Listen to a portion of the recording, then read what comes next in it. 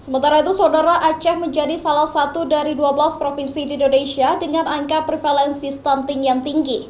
Data dari Satgas Percepatan Penurunan Stunting Aceh menyebutkan angka prevalensinya mencapai 31,2%. Pemerintah berupaya menurunkan angka stunting hingga sebesar 14% pada 2024 mendatang, seperti target nasional. Dengan angka stunting 31,2%, menempatkan Aceh di peringkat 5 angka stunting tertinggi se-Indonesia.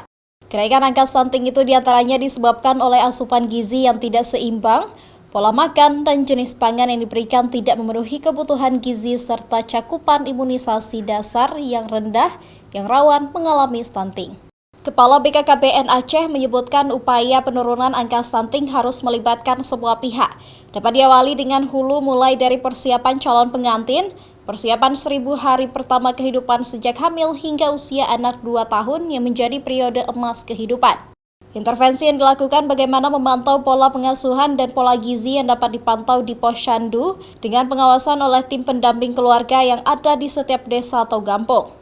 Kalau strategi 1000 hari pertama kehidupan dimulai dari hamil, ya sejak hamil sampai dengan anak usia di bawah 2 tahun itu menjadi periode emas. Nah, di mana pada masa itu yang harus kita intervensi, anak-anak itu memang dalam pengasuhan, mereka itu dalam melihat kondisi gizi, tinggi berat badan sesuai dengan umur, tinggi badan sesuai dengan umur, tidak lepas dipantau di Posyandu pasti.